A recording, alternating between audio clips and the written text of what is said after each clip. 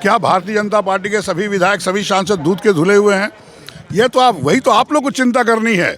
और ये खामखा चुनाव का वक्त है, जब आने वाला 17 में उन्होंने किया, कोई कार्रवाई नहीं हुई, जांच हुआ, सब हुआ, फिर से अब चुनाव आ रहा है, फिर से कर रहे हैं।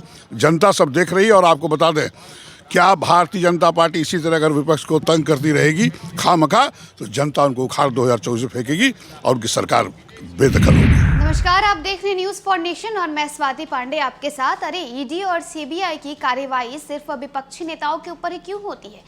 क्यों ये जो जांच एजेंसियां हैं ये इनके ही पीछे पड़ी रहती है? क्या भाजपा के सारे नेता, विधायक और सांसद दूध के धुले हुए हैं? क्या इन लोगों ने कोई पाप या कोई भ्रष्टाचार नहीं किया है?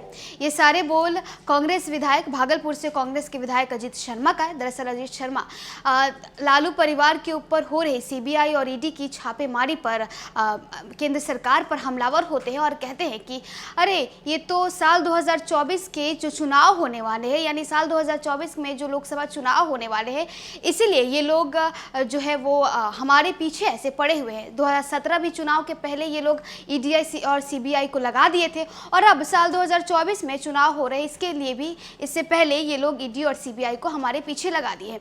क्या कुछ पकड़ाया? क्या पहले भी कुछ नहीं पकड़ाया था और अभी भी कुछ नहीं पकड़ा है। दरअसल सीबीआई पिछले कुछ दिनों से बिहार में सीबीआई और ईडी की छापेमारी चल रही है, जिसकी शुरुआत होती है पटना के राबड़ी आवास से। राबड़ी देवी के घर पर राबड़ी देवी से करीब 4 से 5 घंटे सीबीआई पूछताछ करती है।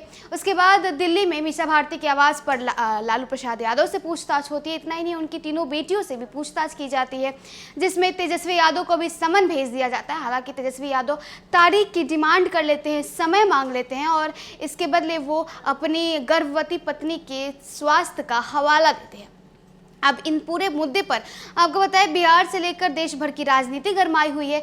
विपक्ष जहां एक तरफ कह रही है कि, यानी भाजपा जो है वो एक तरफ जहां कह रही है कि लालू प्रसाद यादव तो आदतन अपराधी हैं और उनके ही अपराधों का, उनके ही कुकर्मों का ये नतीजा है जो उनका पूरा परिवार भुगत रहा है, तो वहीं दूसरी तरफ जितने भी तमाम जो महागठबंधन के नेता हैं, उनका कहना है कि जो केंद्र सरकार के खिलाफ आवाज़ उठाता है, जो केंद्र सरकार के खिलाफ बात करता है, उनके खिलाफ ये जाँच एजेंसियों को लगा देते हैं। तो देखिए, ये मुद्दा जो है सीबीआई और ईडी का जो मुद्दा है, एक बार फिर से गरमाया हुआ है। आपको बताएं, जिसको लेकर के देश से की राजनीति गरमाई हुई है, तमाम नेताओं की प्रतिक्रिया सामने आ रही है। और इस पूरे मुद्दे पर अजीत शर्मा, जो कि कांग्रेस से भागलपुर के विधायक हैं, क्या कुछ कह रहे हैं, आपको छोड़े जाते हैं उनकी पूरी बात। सर, लगातार देश में कई राज्यों में सीबीआई की कार्रवाई हो रही है, तेजस्वी प्रसाद यादव तमाम लोगों को पूछताछ की जा रही है। ये तो पहले हम आप लोग से पूछेंगे, क्या विपक्ष के लोगों में ही सिर्फ सीबीआई, ईडी और आईटी का रेड होगा? क्या भारतीय जनता पार्टी के सभी विधायक, सभी सांसद दूध के धुले हुए हैं? ये तो आप लोग को चिंता करनी है। और ये खामखा चुनाव का वक्त है, जब आने वाला 17 में उन्होंने किया, कोई कार्रवाई नहीं हुई, जांच हुआ, सब हुआ, फिर से अब चुनाव आ रहा है, फिर से कर रहे हैं। जनता सब देख रही है। और आपको बता दें, क्या भारतीय जनता पार्टी इसी तरह अगर विपक्ष को तंग करती रहेगी खामखा, तो जनता उनको उखाड़ 2024 में फेंकेगी और उनकी सरकार बेदखल होगी। सुशील मोदी कह रहे हैं कि नीतीश कुमार खुश है, तेजस्वी यादव अगर जेल चले जाएंगे तो सीएम का रास्ता साफ रहेगा। ये तो आदरणीय है, सुशील मोदी से आपको पूछना चाहिए वो क्या बोल रहे हैं। जब आदरणीय नीतीश कुमार जी बोल रहे हैं कि हम महागठबंधन में हैं, तो फिर उनके बोलने का मतलब क्या रह जाता है? भारतीय जनता पार्टी सिर्फ बोलती है, करना नहीं जानती है। चाहे वो नौकरी देने की बात की हो युवकों को, चाहे महंगाई कम करने की बात हो, सिर्फ सुनते रहिए 2014 से।